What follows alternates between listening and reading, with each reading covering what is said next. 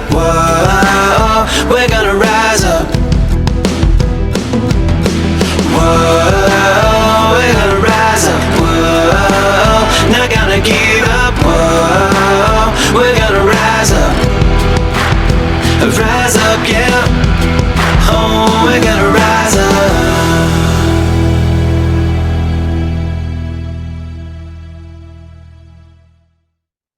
Welcome to Rise Up, hosted by me, Steve Collum.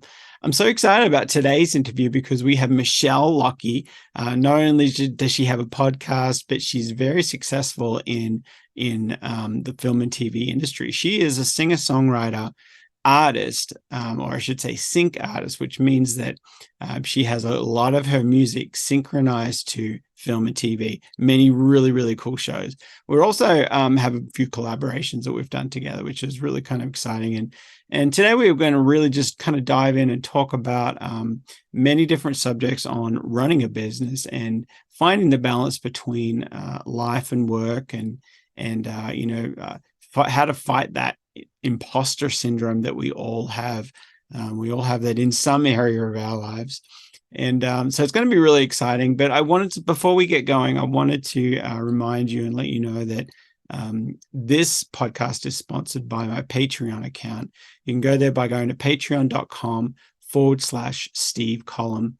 And the reason why I started this podcast, Rise Up, that includes inspirational and motivational messages, is because at the beginning of this year, me and my wife we're looking forward to meeting our new baby son, and he was stillborn at the beginning of the year, and we just we were totally devastated, of course. And after we started picking up the pieces, I thought to myself, what can I do that will to give him a voice? And even though he's not here, how can I give him a voice and give him a reason or a purpose that he was here? And so I decided to start this podcast, creating inspirational and motivational stories and lessons that would help you out, would help other people out. And the reason I started is because of him. And so I wanted to give him a voice. And so please consider going over to my Patreon account if you want me to continue doing this, and consider being a partner and sponsor this podcast. But without saying anything more, let's go ahead and dive into this amazing interview. Awesome. Well, I'm so excited. We've got Michelle Lockey here.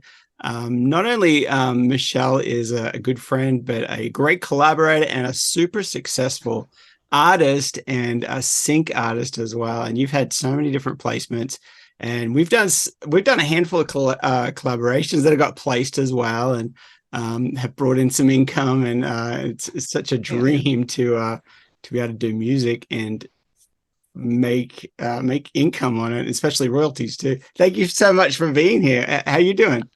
I'm good. I'm glad to be here. And what was I going to say? I was going to say, yes, all this music stuff. It's like not that I didn't think that I would be able to do that like way back when. So it's definitely been a 180-degree or 360 turnaround from what I was doing, which is all science-based stuff. So yeah, totally different, although, still have to use your mind on some things. Math, science, and music all kind of can blend in together, really, when you think about it. Yeah. There's a lot of stuff in music where it's and sometimes too, I tell my students too that it's kind of like when you get to the point of learning all the kind of the basics, then you do kind of want to dive a little deeper into the science of how sound waves work and all that. Having listening to your room and putting up soundproofing in your room and stuff, that's all kind of entering the scientific realm where it's like, there's standing waves, and you're like learning about all this stuff that I tried to get out of school. I'd go to the beach during those classes. Yeah. I mean, that definitely stuff you need to learn, especially when, if you want to produce, and mix, understanding how everything works together, and EQ and this, that, and the other. I don't remember studying any of that in school. I might have been at the beach or at the bar. I don't know, during those classes. So. One of those as well. Who Well, knows? I'm excited because today we're going to do something a little different for my guys. I just wanted to kind of just have a conversation really with Michelle with about how her she was successful with her music, and she's going to ask me a bunch of questions. I've got a list of questions I'm going to ask her, and we're going to kind of just talk about the industry. She's been very successful and found a way to do it. There's many different paths to doing this full time and getting your music on film and TV, and we've both found different kind of paths that have worked for us. So again, here's my first question for you. So, what is one of the main obstacles you have had to overcome? Obviously, changing from science. So, tell Science to me music. about your story. Yeah, well, I guess the main obstacle was whether it's believing whether I could actually do it. I had a lot of self-esteem issues growing up. I couldn't sing like Olivia Newton-John, like that high. So I thought I couldn't sing.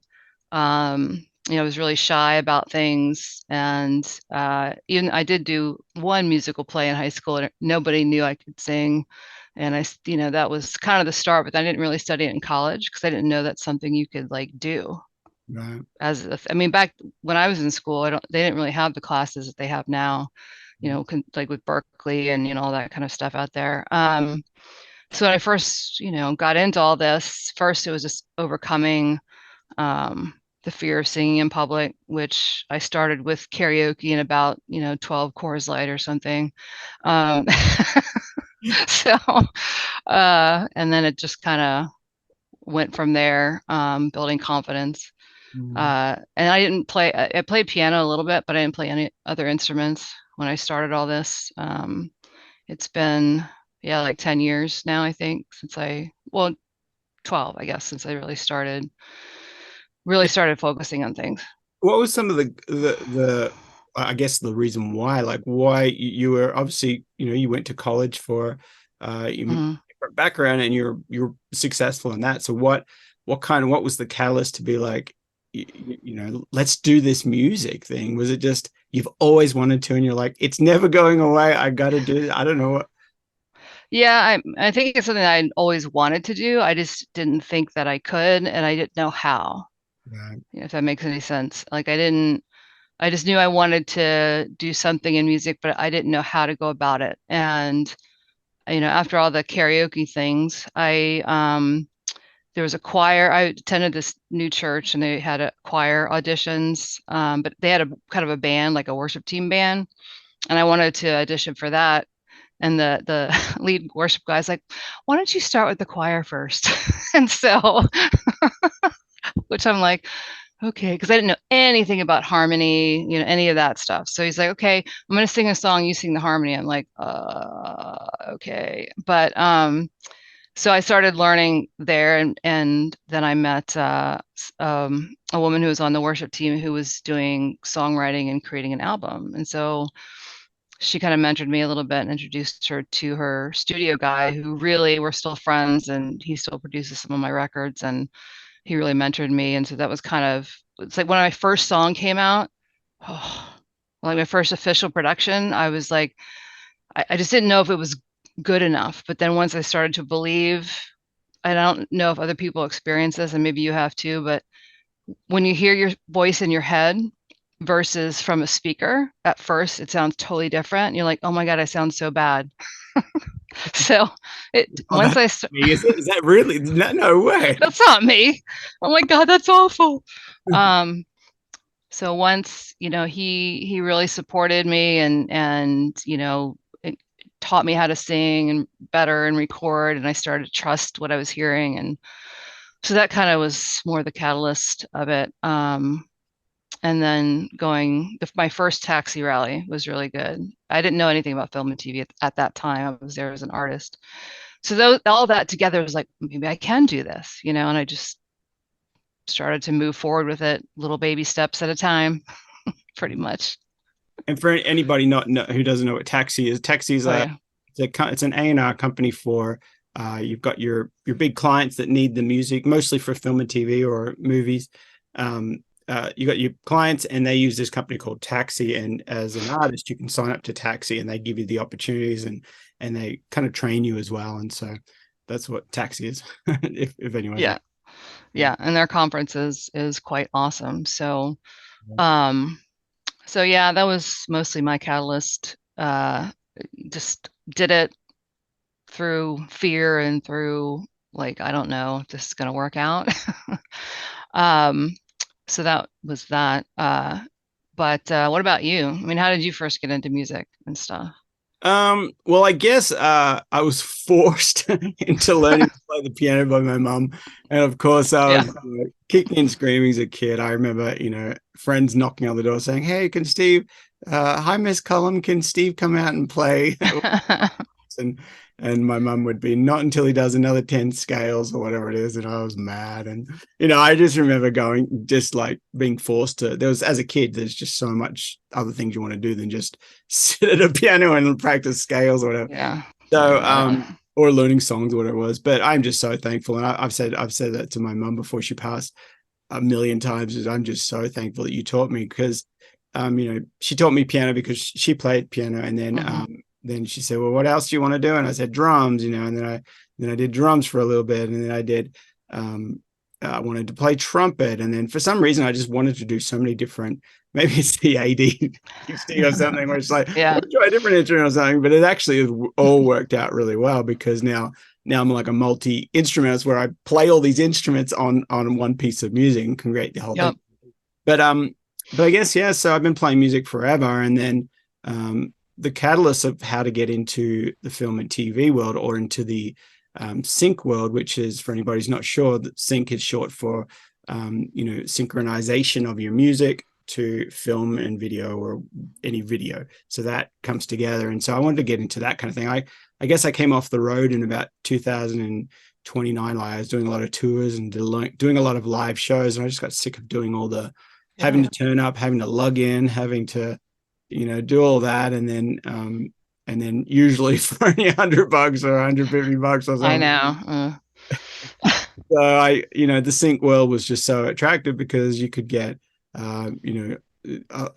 you could get really nice payments, and you can get tiny payments as well, but you can get some really nice royalties. But then they can also play that music over and over and over again. And I can be still on tour, or I can be sitting in my boat or sitting on the beach, and those placements can keep going. And then if you get on something that's one of my placements was on the Big Bang Theory, and that's a really cool placement, because everyone's playing it all around the world all the Yep. time.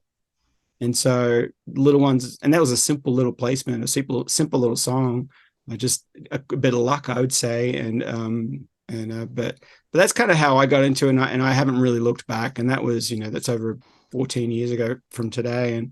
And yeah, I guess that's how I got into it, and just kept going. And I love it. I'll keep going it and doing it for as long as I got breath. How did you first learn to produce? Did that just come in steps? Did you take a class? I actually, no, in Australia, when I first learned, it was the year 2000. And there was this guy, a local guy that was traveling a lot, and he needed a guitarist. And I was just young, and I'm just like, "Hey, I'll volunteer." Wasn't paid or anything. There was a couple little perks, or a couple little things you'd get, like, go out on tour, and you get like all the free meals, and you get the whole experience and play in front of people, but you'd still have to pay for your air ticket or whatever. And so he asked me if I wanted to go on tour or work with him that year, because he needed an electric guitarist. And it was really cool, because then he did an album. And so he said, "Why don't you come to the studio, and you can do all the stuff I don't want to do, all the editing." And he didn't say it like that, but obviously, now I look back, it's like, you can do all the editing, all the stuff that I don't want to do, all the engineer, or I'll teach you how to do all that stuff. So I remember just learning how to kind of edit drums and tighten things up and clean things up, and just the whole digital world. And then I think towards the end of the album, he asked me, he said, "Steve, when are you going to get your studio?" And I was like, "What? What would I ever? What do you mean?" And I guess that kind of Never. started the idea of, I guess all you need is a computer and the software. And I already learned a lot of the software of how to edit all these drums and bass and put everything together. I guess I just need somebody to record and send me the stuff, and then I knew some of it. That was kind of my entry into it. And then it's just been learning nonstop. And then with the introduction of YouTube, well, it's like, you can just learn so much now. And nowadays, there's no excuse for anybody buying a laptop and just spend some hours on YouTube, and you really can learn what to do really easy. It'll just take time. Yeah. Yeah, definitely. For sure. Um, Production's quite a cool thing, because it's just putting ideas down, and then in today's day and age, a lot of the time, and me and Michelle have had this conversation a few times, you have to wear a few hats. You're kind of like wearing yeah. the engineer hat sometimes when you're pushing record and wondering why things aren't connecting and stuff. And then you're also wearing the producer's hat, and then you're also wearing the artist hat, and the mix engineer, and then the mastering engineer. So it's like lots of hats. Well, and they say like those use different parts of your brain, and they always say to try to keep the creativity part separate. But I think as you get comfortable, like I can sit there, record a vocal take, um, and switch instantly back and forth between, the creative artist singing to all of a sudden, either comping something, or oh, there's so many breaths there. Let me try this again this way, and kind of coach myself to do things differently. And I think that just comes, more and more experience. You're able to switch back and forth really quickly. Um, but yeah, and as you can see, part of my studio back here with all the soundproofing, learning all that stuff, and it's not that difficult. It's just sitting down and doing it, making mistakes as you go, for sure. And that's one thing that I've seen that you've done. You haven't really quit. You've just kept going, and you've had, just like anyone, I know that you've had your ups and downs. I've seen, we've been friends for probably maybe 10 years. I don't know. I can't remember the first time we met. It was probably at one of the taxi road rallies that they had. Mhm. And but I've seen posts that you've had, discouraging things that have happened, and wins that you've had, stuff you've celebrated, and it's like, oh, that's amazing. It's like uh, up and down. yeah. And so that brings up another question, like how do you ride those waves, or how do you go through those obstacles that you're up and down, up and down? Because any business, any dream that somebody has, if they don't quit and they keep pushing through, they're going to, if the top of the hill, there's a bottom at the end of that, and then the bottom of the hill, how did you find you push through that, or I mean, sometimes I'll admit that I didn't. Sometimes it was just like I have to retreat, and step away for a bit. But I never truly stepped away. If that makes it's like always in your mind. Other times, when I get frustrated, an afternoon nap always helps.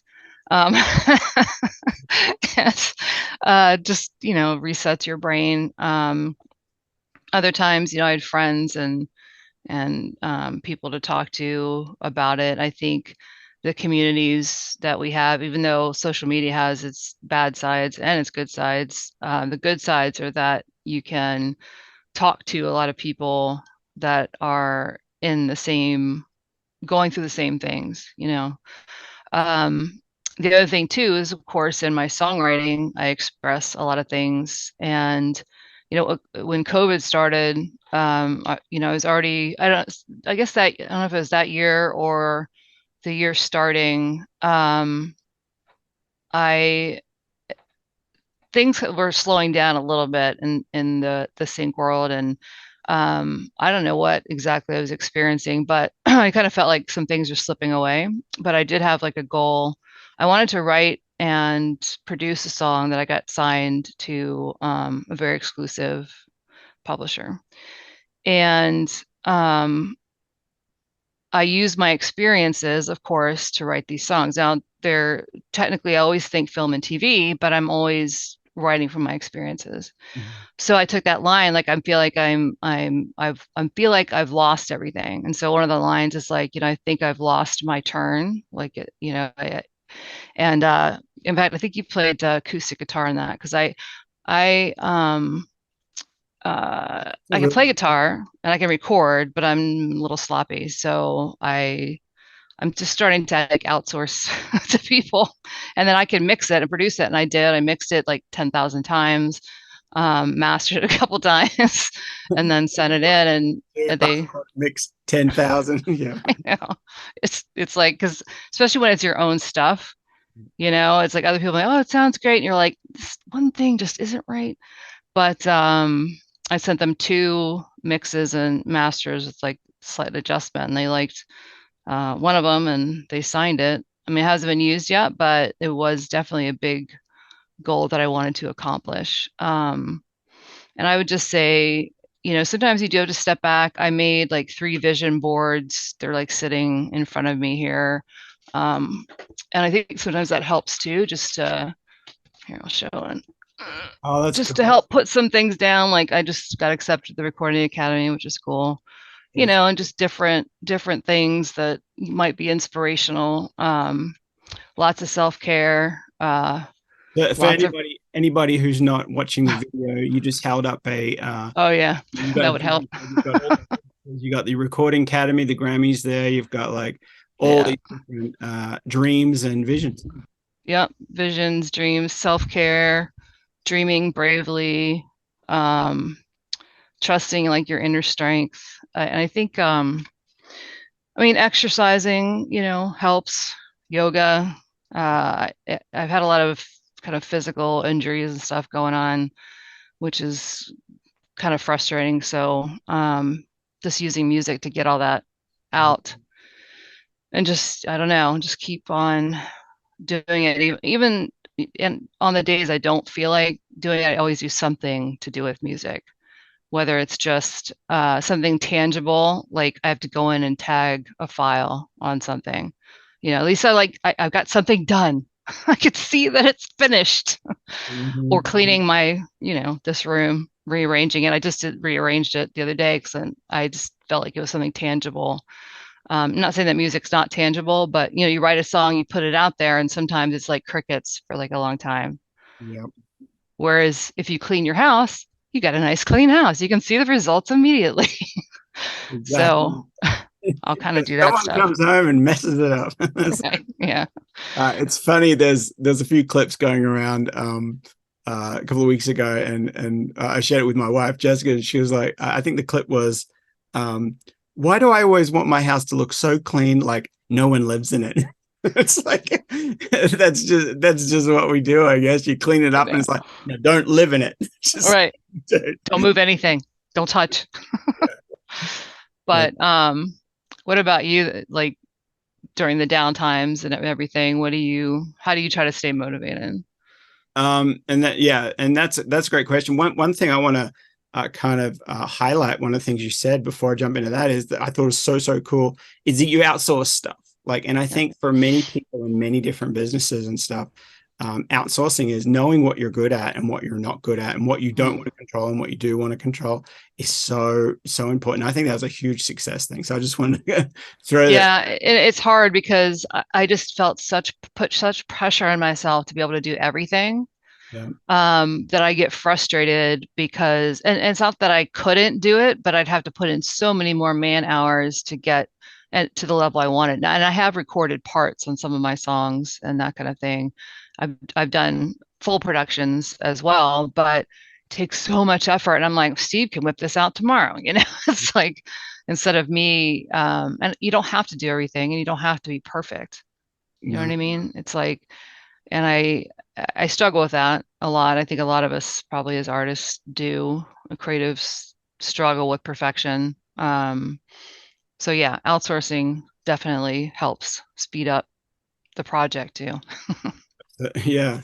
And I think that's how you I think that's I can't even remember who introduced the story, but I remember collaborating. I think that was one of the first things, and I think I did a lot of the stuff that you weren't as strong in, and it was one of your songs that you were strong in. You were strong at writing the song and singing and doing, I think, even playing some guitar or some part. I think it was ukulele or something. But and we teamed up with what we were good at. And I guess coming back to the question that you asked me, like how did I kind of overcome the seasons or the hurdles or the obstacles or the hills, the ups and downs, and yeah, definitely, definitely. I think taking a break or taking a rest, or just turn your computer off, walk away, going outside, or And having that community has been amazing for me. I actually don't think I would be able to do it if I didn't have the community. And when I first started, I was in Florida. I felt like it was in That's a town right. called Jacksonville, and I felt like it was really wasn't even on the map, let alone in the United States. It's just part of the States. I don't know. So, but it was just felt so far away from Nashville, LA, or New York. Hmm. And how was I supposed to be connected to the industry? How on earth was I able to do that? But fortunately, Taxi had like a forum back in the day before groups and stuff like that. It actually wasn't even that long ago. I guess it's only the groups have only been, I guess, since 2015 or 16 or something. Yeah, maybe. Yeah. Because back in 2009, and as we're recording this is 2023, and back in 2009 there was no Facebook groups or anything like that. So Mm-mm. I don't even know if Facebook was that big or anyway, but Might have started, but yeah, there wasn't. Yeah, it was like an off-site forum, old school, I think. That it was about really, it. yeah, it really was. And I think that really helped me to stay connected because I've always been a big subscriber or believer to the fact that you become like those you're hanging around. So for Mhm. whoever you're hanging around and rubbing shoulders with, you're talking, they're going to tell you things and of what they're going through. Or I just signed with this publisher, and then I'm going to be, oh, what are they doing? So you're going to be learning both together as they go. So I think being on those forums was just so paramount for me to ask Yeah. those questions like what is a sync, or how does just the simple questions, how did they pay you money, did they were you an employee, like just even so simple questions, Yeah.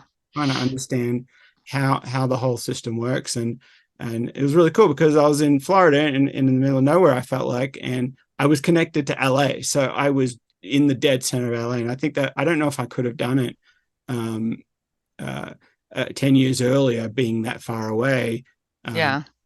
And so that was a big thing for me to kind of get into it. But going through the ups and downs, I'm a big, as I said, subscriber to everything comes in seasons. If you're in a summer right now,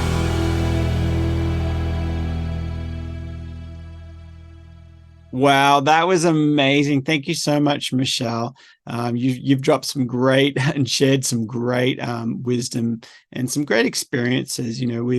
We've all got to go through these kind of things, and I want to encourage the listeners that if there's anything that jumped out, reach out to Michelle, reach out and follow her and sign up to her podcast, and it's just be amazing just to kind of keep hearing her story and keep following her. And it's we all face these kind of things, and these are all issues. These are all things that we're going to be going through as we chase our dreams. And so, but I want to thank you for spending the time watching and listening to this podcast. If you have the chance, or if you'd like me to keep continuing doing this, please head over to my Patreon account, which is patreon.com/Steve Collum, and consider being a partner. Consider sponsoring one of these, or a few of these, or a monthly subscription. We've got many different things there, and I want to continue doing this. The whole reason why I wanted to start this motivational and inspirational podcast was because my stillborn son Asher, I wanted to give him a voice. I wanted to give him the opportunity to make people better, make people better. And the way that he's doing that is by me starting this up and giving him that voice and giving him that opportunity to be a part of this. And he's the reason why I'd started this. So please head over there if you want me to keep doing this. And we'll see you in the next one. All right, later.